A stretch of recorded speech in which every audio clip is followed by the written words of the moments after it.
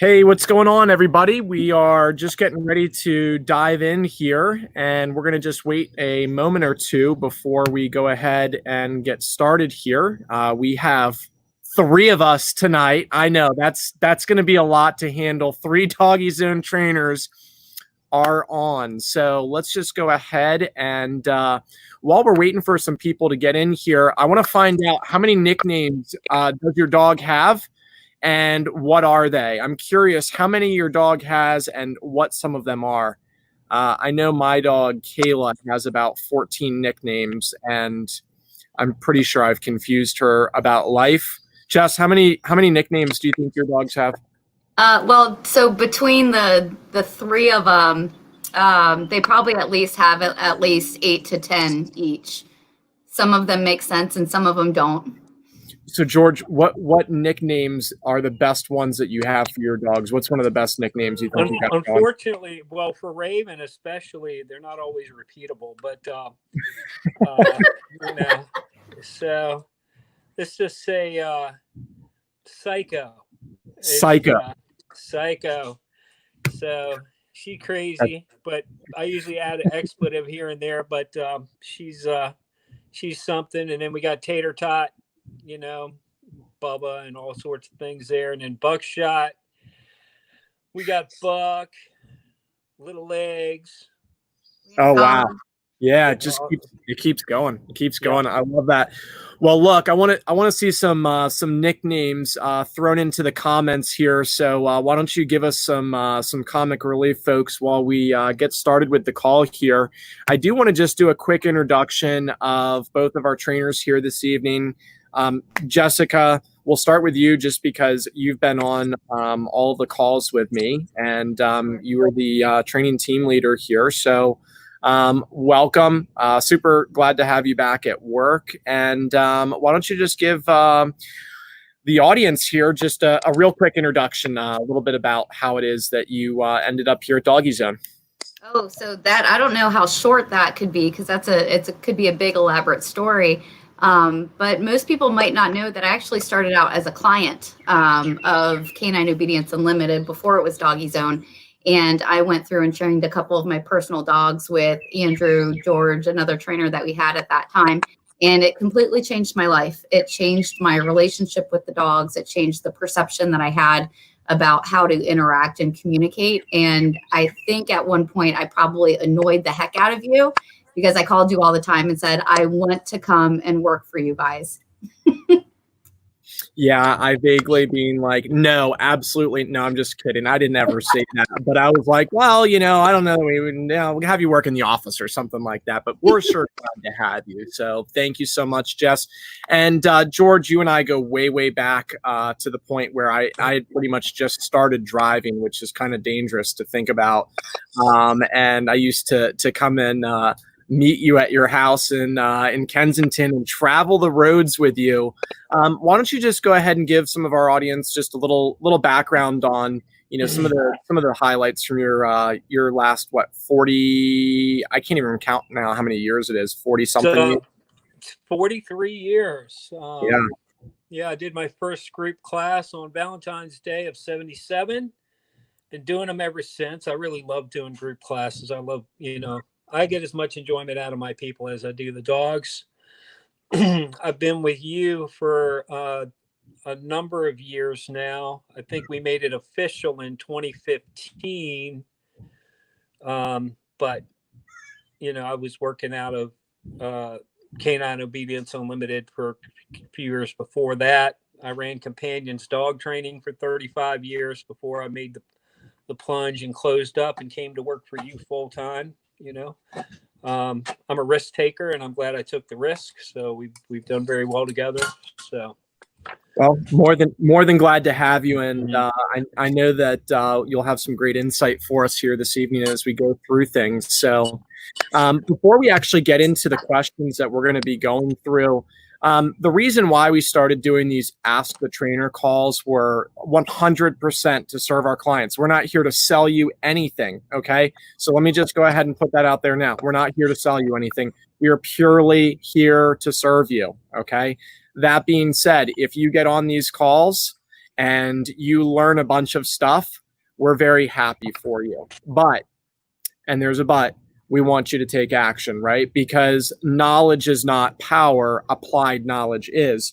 And many of you have probably heard me say that before. We want to see you take what it is that you've learned on these calls and apply it into your daily routine as quickly as you possibly can. So I encourage all of you to, get a piece of paper, because as we're going through this call, you should jot things down. One of the reasons why people don't actually succeed with their goals or, things that they say that they want to do is because they never took any type of action. And what I've learned through my life as being a dog trainer and, being a leader in a business is that ultimately when we decide we want to do something, the first step needs to be taken at the moment of the decision, which is when you decide to do something, get it written down on paper. I want you to be writing down 3 or 4 columns on your paper so you can have one that says start, one that says stop, one that says keep, and then one that says breakthrough.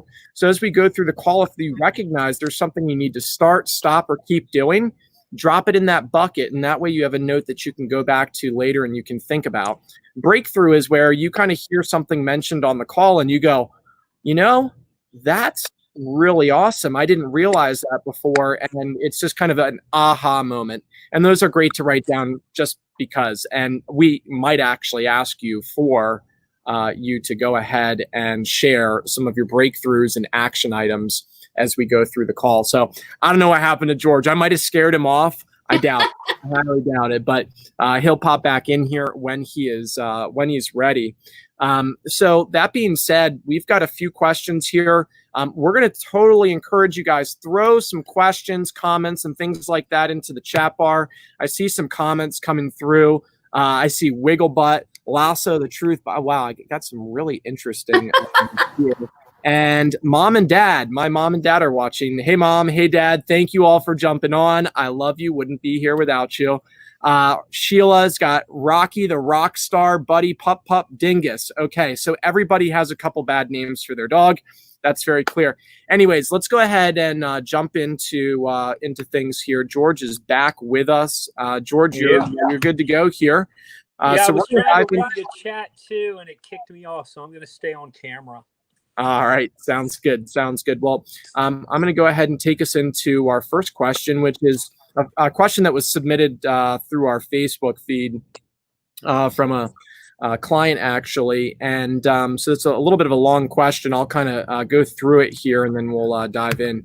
So this client says that her dog is not always good with people, but he is good with people that he knows. My brother, who's 35 years old, but always takes Rocky a minute to recognize him before he is okay with him.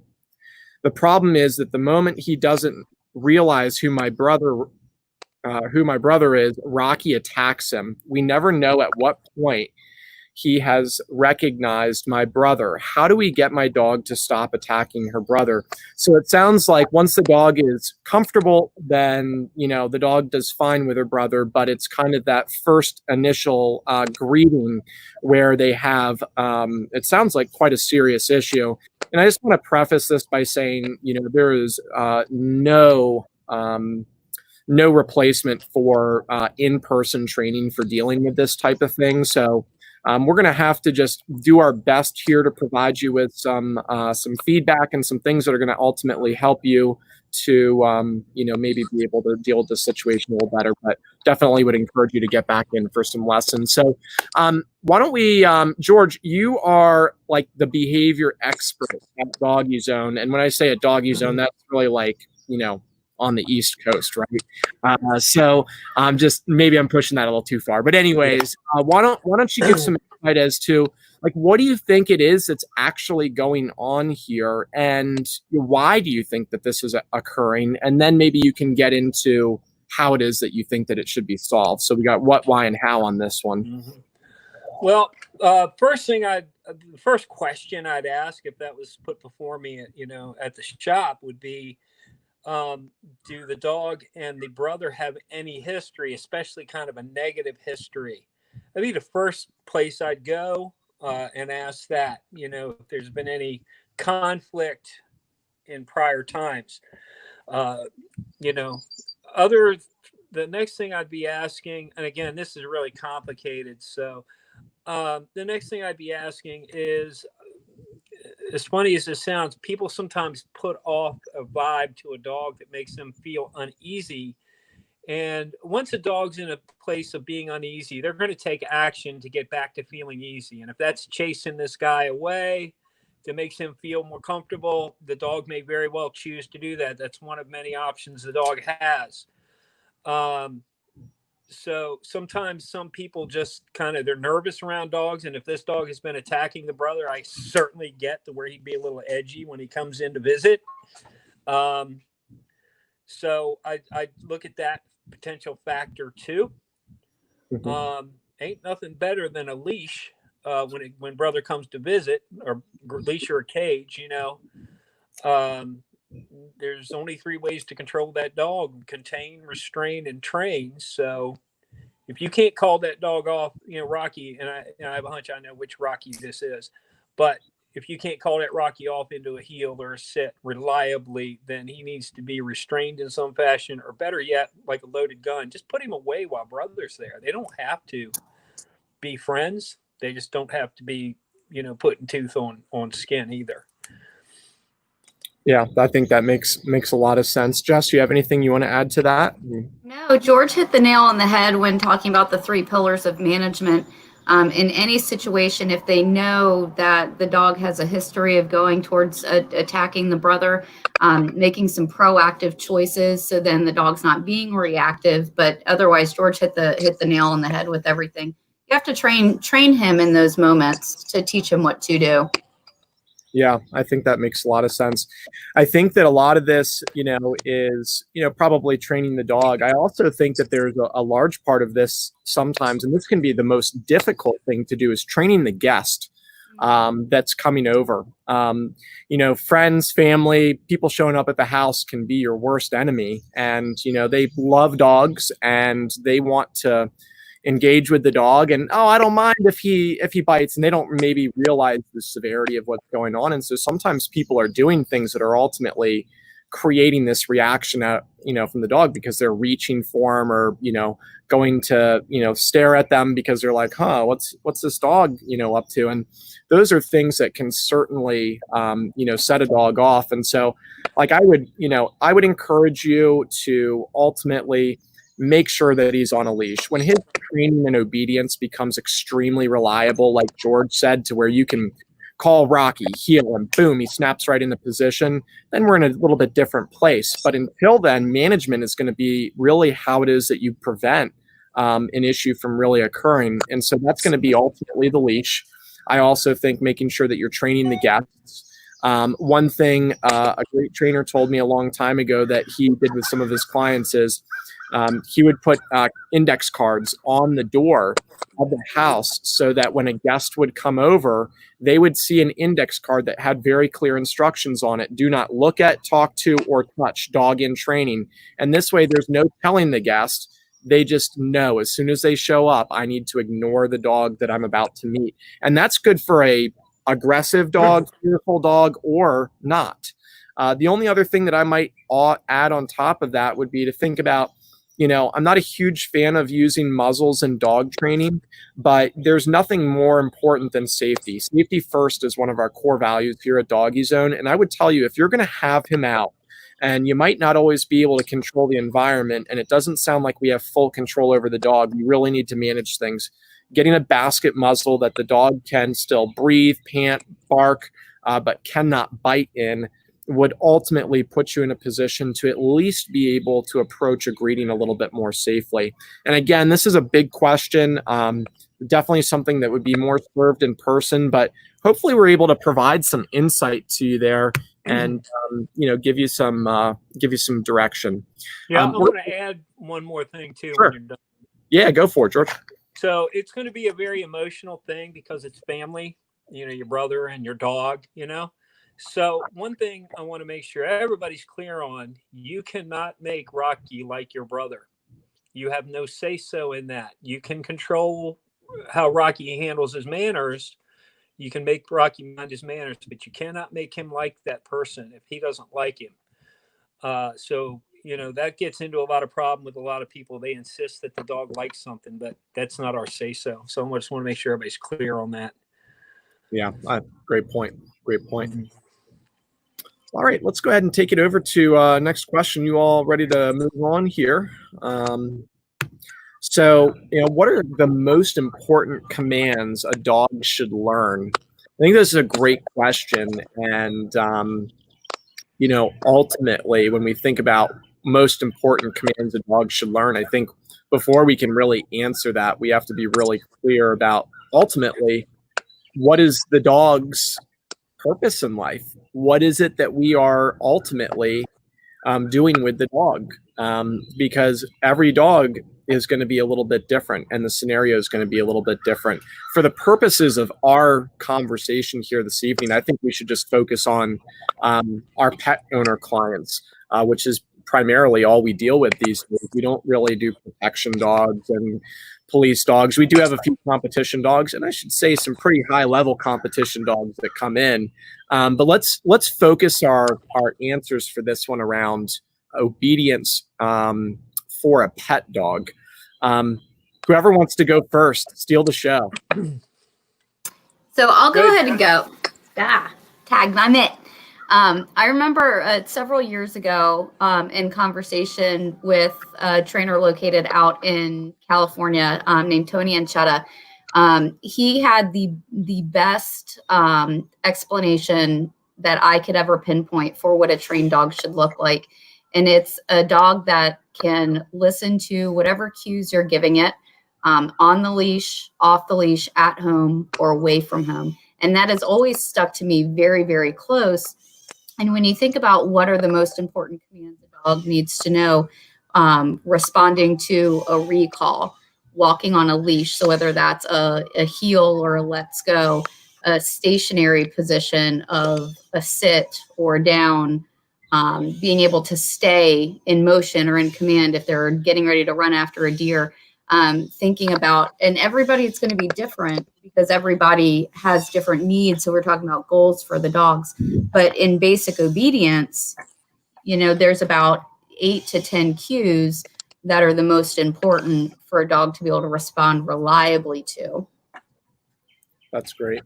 George? Yeah. Over the years, people ask me, what the most important one is. If you have to pick one, which there's several, like Jess said, she's completely on point. If they took away all my abilities and I could only teach one thing by law, I could only teach one single thing, I would teach stay. If that's the only thing anybody was allowed, you could only teach a dog one thing and teach them stay. They can't run off and stay simultaneously. They can't jump and stay. They can't do all the things that most people complain about while staying. So to me, if it was chosen just to one, it would be stay. Now, that said, to me, the most important thing for our pet dog people is simply the absolute most important thing is attention to handler. Without that, everything else falls by the wayside. So if you're only going to, if you got to start somewhere, absolutely attention to handler with a big fat period on the end of that sentence. You kind of threw a curveball at me, George. I wasn't expecting for you to say stay. So when you said stay just now, I was like, whoa. No, really, I like the perspective. It really does make a ton of sense. But then you gave the answer that I kind of thought you might. Yeah.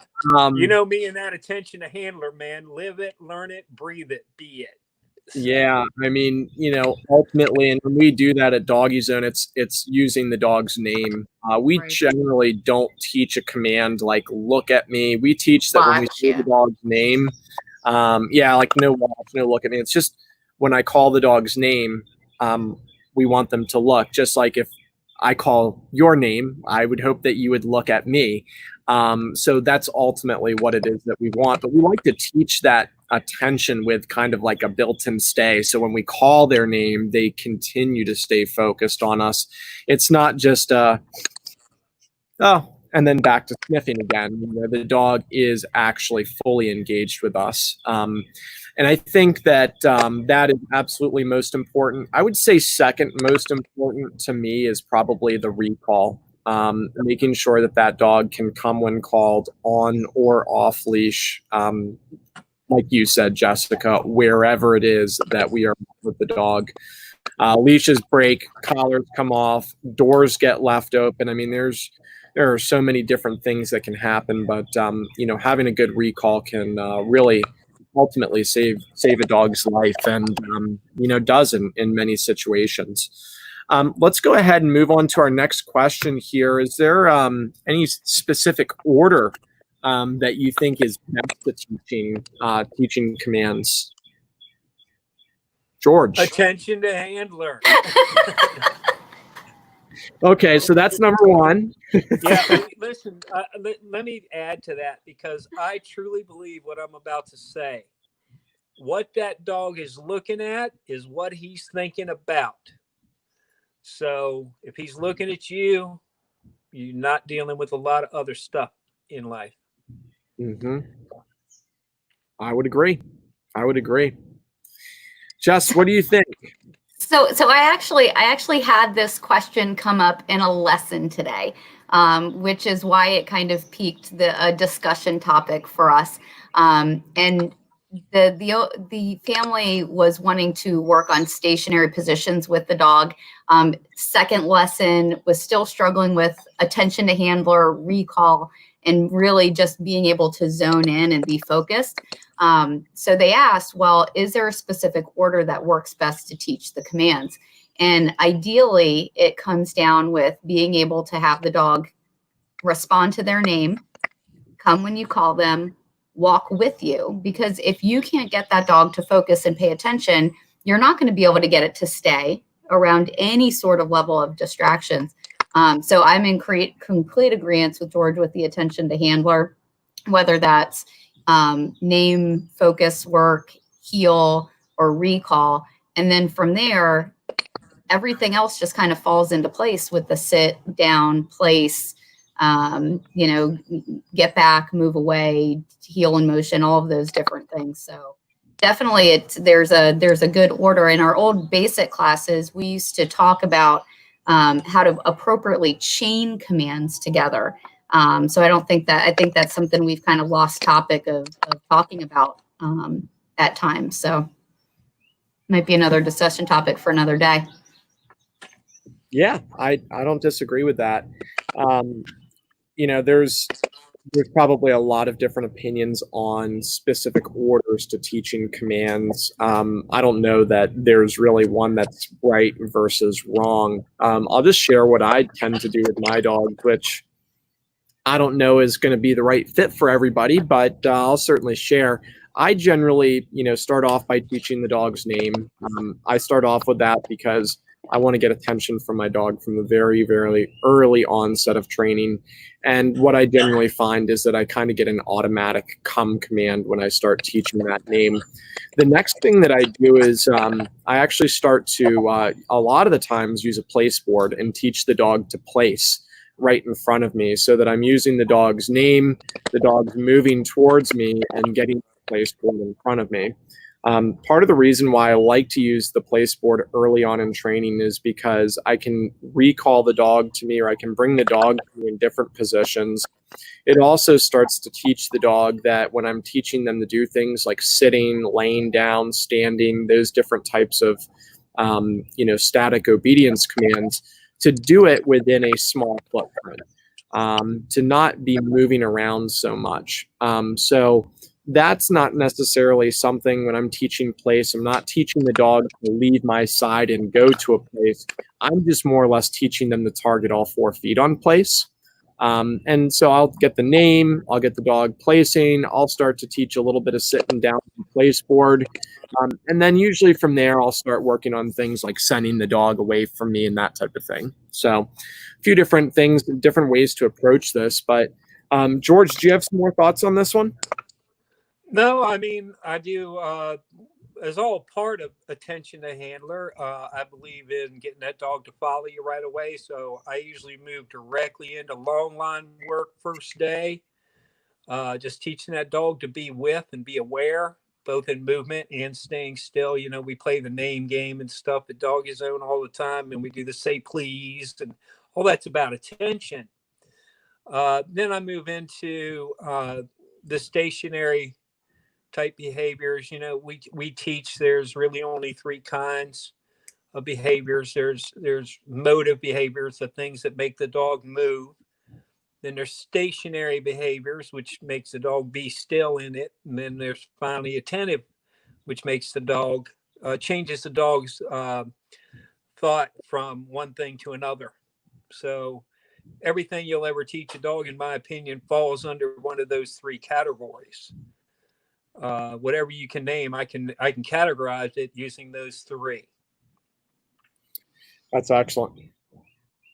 Well, I mean, you know, at the end of the day, you know, if you're in a class with us and we're, you know, teaching obedience, we have a very specific order that we go in. We have a specific order that we teach in with the dogs that are in for training camps, and we stay pretty consistent with the order of commands. And, you know, it's really more for consistency for us and to kind of make things easier for the team. But I wouldn't say that there's, you know, like a wrong way to do this. But I think what we've hit on here are the key highlights for where you should be starting here. Let's go ahead and dive into some questions that we've got coming through here on the stream. I know that there are a few that came up, so I'm going to go ahead and pull them up here. I've got one from Kat, and it says, hi, my dog likes to bite her leash when walking. What can I do to stop that? I say ouch, but it doesn't work. Thanks.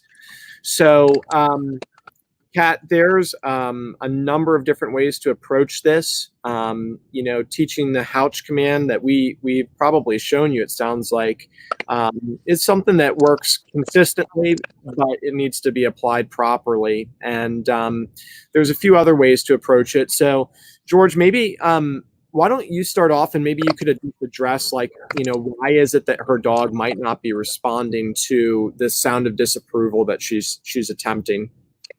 Well, most of the time, our lovely clients, and I love them all, are too nice when they're given that ouch. I mean, that ouch needs to be gruff and to the point, short and staccato.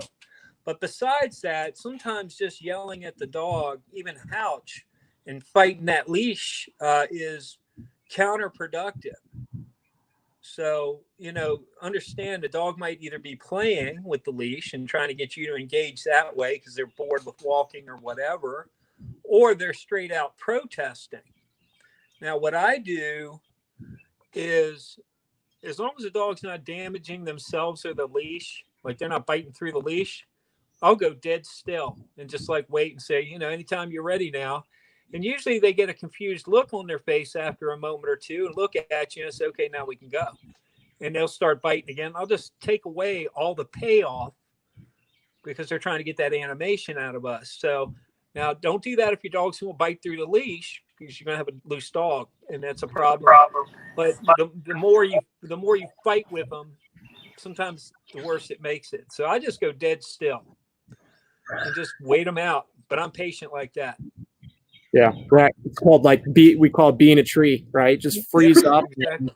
Don't move at all, right? Yeah, which like also anytime you're ready, dog, you just let me know. You let go of that leash, we'll carry on. So yeah, okay. Jessica, would you like to add you know, some things that you think would be effective for stopping that? Yeah, so a lot of times we have to look at, and George kind of hit the nail on the head when he said we have to look at the reason why the dog's biting at the leash. Is it frustrated with the pressure being applied on the leash? Sometimes the dogs don't understand, especially depending on the age of the dog and what's happening. Very young puppies, a lot of times, because they don't understand what that leash pressure feels like or what it's supposed to be, they put on the brakes, they stop, they try to bite it to make it go away. In a lesson earlier today with a little 4-month-old French bulldog that oddly enough looks just like Tater Tot, was starting to bite at the leash. And what we ended up doing was pairing the leash pressure to turning that into a recall. So he would turn, bite at the leash a little bit, and then we'd turn that into leash pressure, pay, leash pressure, pay, leash pressure, pay. And after the 5th or 6th repetition, when the leash pressure would occur, he would take a couple of steps to us, look up, waiting for that praise. And then from there, we could just add in a verbal reward marker and then start walking again. So again, it depends on the severity of the biting of the leash, but it's important to teach the dog what that leash pressure means before just slapping the leash and collar on the dog and assuming they know how to respond to that. Yeah, I think you hit the nail on the head, both of you there. I would just add, making sure the dogs get the proper introduction to the leash, especially these young puppies. A lot of you have very young dogs right now. Make sure that they're getting plenty of leash time. And when I talk about leash time, I usually mean leash dragging behind them. I also refer to it as umbilical cord treatment, because wherever they go, wherever you go, they go, not the other way around, hopefully. So, that type of exercise will help the dog just get accustomed to feeling something on their neck, because a lot of the times that's ultimately what is bothering them. One of the tricks that I've seen work really effectively for this is purely a quick fix. Okay. So I will tell you, whenever I give you a quick fix, it's not uncommon to see a new problem come up. The quick fix answer for this is you can buy a slip collar that's made out of metal and chrome for your dog, and you can ultimately connect that between your dog's collar and the leash, so that if your dog is turning around and biting at the leash, they will end up turning around and biting the metal chain. Most dogs do not like to chew on metal. I am not a fan of metal leashes for a number of different reasons, but using the collar can be an effective way to ultimately get the dog to stop chomping on the leash. Because I know for some people, especially if you have a really strong, powerful dog, you may not, even if you ignore the dog, you just ignoring the dog could be perceived as like them wanting to play tug of war with them, because you have to hold your ground so you don't fall over, right? So if you have that type of situation, it's just a slip chain with a double-ended clip on each side, and one's connected to your leash and one's connected to the collar. And this way, if they turn around, they end up biting that. So that might be something that that you consider trying, depending on your situation. But I think a lot of the times this goes back to introduction and how the dog perceives that leash. So I think doing what you were mentioning earlier too with the food can also be very helpful to start teaching that dog, hey, you know what? Being on the leash is kind of cool. I like this. It's not a bad thing. Right. All right, let's dive into the next one here. So George is fabulous and has been training my Mastiff puppy Casey a couple of times. He has been barking at the fountain running in our pool. Oh no! Any hints to get her to stop being scared of the running fountain? George, since this is one of your clients, this is all you, man. You got this one. That's because I'm fabulous, First of all, are we sure it's fear and not adrenalized play? That's the first thing I'd want to know. If she's afraid of it, one of the things I would do, if there's a fountain, is it in your pool, like a personal pool? I'll bet you there's a way to turn that fountain down a little bit, like make it not so intense. That's where the dog would be eating. I'd be putting her food bowl out there and then gradually turn that fountain on. If it's fear, it's more usually they're fearful of the unknown of it all, but more times than not, I'm guessing that dog is having a good time with that fountain. But like I said, I'd feed the dog out near there. I'd turn it down. Does it really need to be on when the dog is out there? Like, really? That sort of thing. I don't like avoiding, but I also like using common sense in that. Does it really have to be happening? If your dog hates the dog park, do you really have to go to the dog park? So I would take a look at and see if that dog isn't getting excited, because I'm guessing around the pool, there's excitement. The family's jumping in the water and they're drowning and the dog's trying to save everybody and having a big old time of it. That's usually what I see in that situation. Yeah. Now, I can tell that that would be a challenge, but I think that it's something that's it can be worked through, especially if you've got a young puppy. My guess is we just need to get the dog properly socialized. I think what's going to be really important there is also making sure that we're rewarding at the correct time with the dog.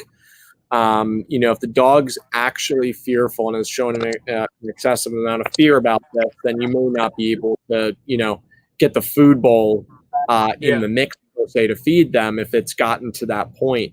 And so you may just have to work with some extremely high value treats like hot dogs or, beef liver, lamb, something along those lines. But, maybe we could talk a little bit about, how and when should we reward the dog when we're trying to, socialize them with something that they're fearful of? Because, I'm sure that this is just one situation of many that are being dealt with right now. And I'm sure some people are dealing with the same issue with a vacuum cleaner inside their house or a mixing bowl or whatever the case may be. So why don't we take a second to maybe to dig into that? Whoever wants to add, go ahead and add away. Well, any movement of the dog towards the fear object is obviously should be marked and rewarded, but not forced. Let the dog make that decision. As far as like if people are dealing with the vacuum cleaner, the evil vacuum cleaner, is it really a bad idea, or it's not a bad idea at all, rather, to just set the vacuum cleaner out in the middle of the living room and live your life for a while? Make it part of the scene, and then if the dog goes near it, I'm going to mark that and, praise, mark it. And then one day we do this in the puppy class. Whenever I get a chance, I'll set that thing out there during the socialization parts. Just set our vacuum cleaner that we have there out in the middle of the yard. And then a couple of weeks in, man, I turn that thing up and let the puppies go on, keep playing. I don't make a thing about it. We're not, rolling it towards the dog or anything. Just let it run. And the same could be, I don't know about this fountain. I need a picture, is it in the middle of the pool, My guess is I'm guessing it's like a waterfall that goes into somebody's pool. Right. Could be. So I need to kind of see it. I'd really love, I would love to, and she could email me. It's fine. To take a shot of it, take a video of it. I'll take a look and talk to her. Or just invite George over to come jump in the pool. Now yeah. Just make sure the beer is cold. The food is hot. There you go. But yeah, I'd really want to be able to see that, because if you act upon it, it's a fear behavior and it's not, that's just as bad as, not addressing a fear. You can create a fear pretty quick. So again, I would turn that thing down to where it's and then the dog would eat around the, feeding time would be out by the pool, until I know the dog's real comfortable around the pool. And then one day I'm going to turn that thing up a little bit, and see if there's a reaction. Does it only happen when you're out there by the pool? Does it happen when she's out there all alone? There's a lot of moving parts there that I'd want answered before I gave a definitive cure, or process. Sure. Jess, you want to add to that? Yeah, I think it goes back into, even the question that we answered from Rocky with being aggressive towards the owner's brother. We preach management with the dogs with that, is that if we're not being proactive and helping set the dog up for success, I would ask, is, Casey on the leash outside, or is Casey just running around, barking and being crazy? That's a good opportunity to teach the dog what to do in that moment, and whether if it's doing a couple of, recall exercises or a little bit of leash work. I might consider if I have a dog that's nervous around something, like Buck has been with some of the lawn equipment that we have at home, it's not beneath me to put the leash and collar on him and go outside and do a couple of long line exercises with him to get him to focus more on me and not be so concerned about what's going on over there. So we have to think about, is the sit on the dog exercise good? Maybe the threshold is too close between, Casey and the fountain that's running. So we have to take a couple of steps back and really look at the scenario when the dogs are being fearful of something. George hit the nail on the head. We don't want to force the issue, but we want to encourage the dog on how to get over that. Yeah, that's great. I've talked about this on other calls before using the tool called a treat and train, or it used to be called a manners minder. Can be a great tool. And I like to use that for indirectly rewarding the dog. So sometimes, we might start off by just rewarding the dog for moving towards things that they might be fearful of. But I think that bringing the indirect reward into things can really also make a big difference where, they make the right decision and then boom, they get to leave what they're fearful of to go get their reward. I've seen that to be pretty effective in different scenarios as well. Like when I've been, working with some of the dogs on fitness exercises, that's something that I've found has been very helpful to getting a dog used to new equipment. So I think we hit pretty much everything there. So I'm going to go ahead and just move down here and see if we have some other questions here. Looks like I've got another one from Sheila. And Sheila, last question you ended the session on the reactivity you were seeing in class. Other tips for trying to ease back into class. Rocky is a lover, not a fighter. He hasn't met a human. He can't lick to death. Shocker. Labradoodle problems. So what do you all think? I mean, getting dogs back into class. I mean, we are, running some very, very small classes, very spread apart. And to be honest with you, part of the reason, Sheila, why we're running classes the way that we are is to help with exactly what it is that you're talking about, because many of you know who are in our DogiZone University program. I mean, classes are, usually not less than 15 or 20 dogs. So let's talk a little bit about, what can people be doing, before at home? What can they be doing prior to actually stepping foot into class? What can they do once they get into the classroom?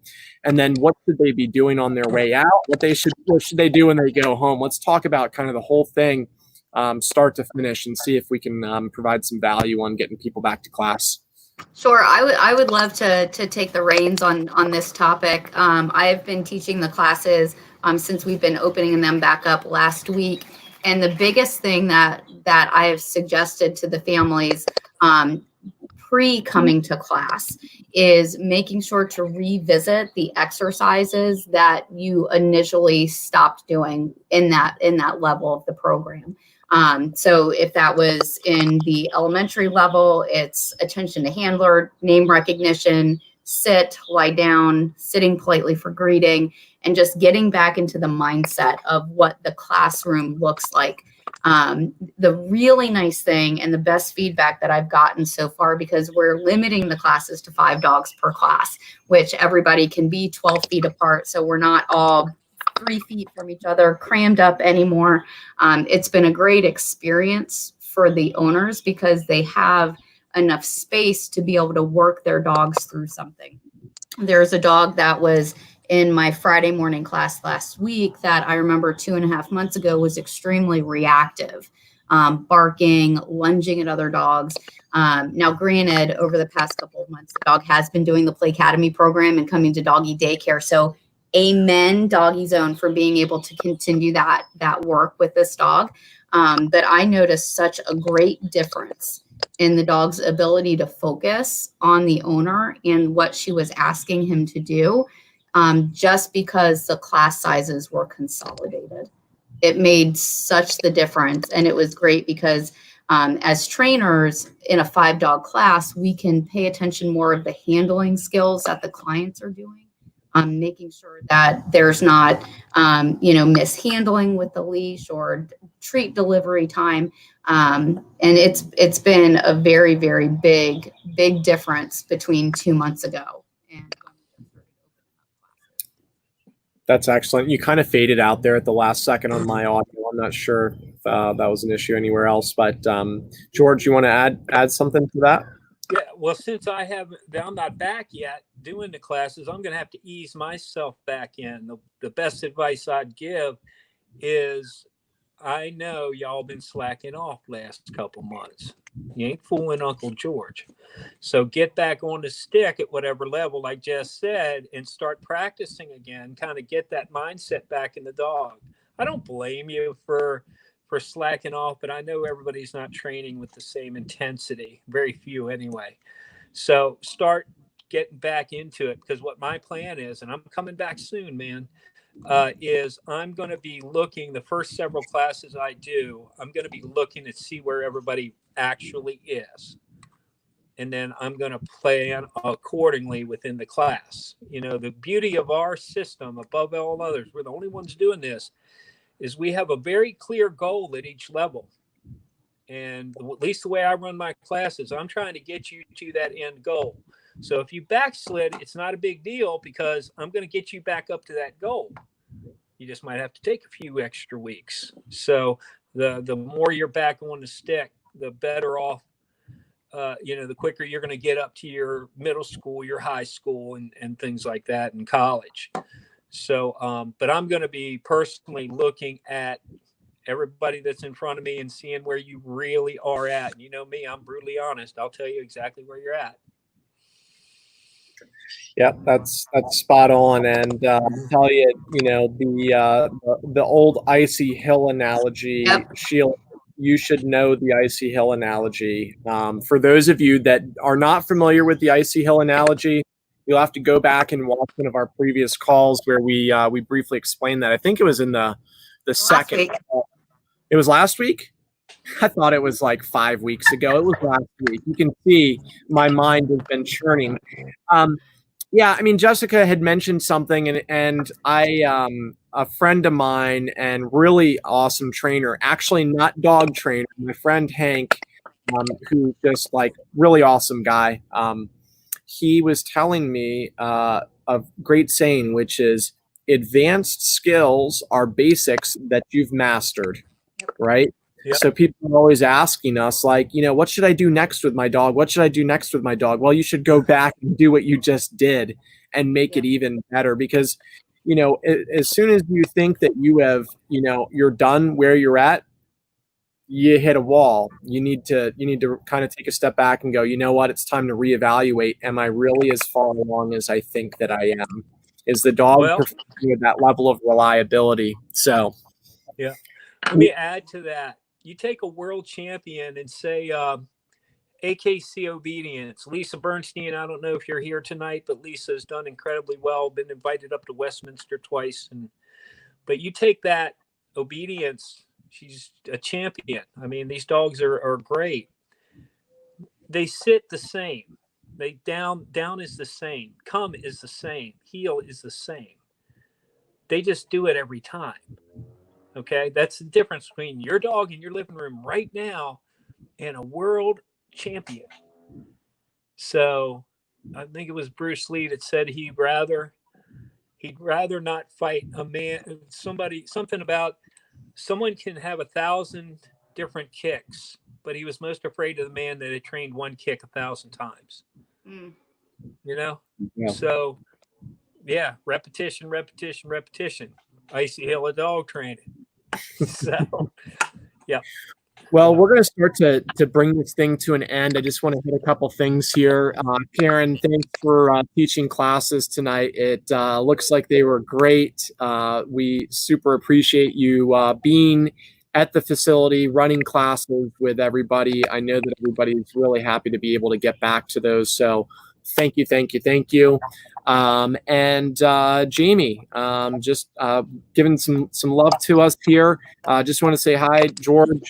Abe the Wonder Dog has been doing really well. Switched their high value treat. Sounds like attention has really improved, and the kids are now all walking around the neighborhood instead of worrying about what dogs we might pass. That's awesome. That's awesome. Great. Super happy to hear that. That's really cool. Very proud of old Abe the Wonder Dog. We was wondering, we call him the Wonder Dog because I was wondering for a while if old Abe was going to get it. Well, it sounds like he has. Well, look, we want to say thank you all for jumping on and spending some time with us this evening. We're super grateful anytime that you spend with us. We would love it if you would just give us a like and share this with your friends, family members, pass this on. We are looking forward to our next Ask the Trainer call. You know how we do it. Every Wednesday, at least for the foreseeable future. That is the plan. So please make sure that you send some questions in ahead of time. If you've got questions, you can send them to us by just commenting in the Ask the Trainer Live announcement that will usually get posted several days before the actual live call.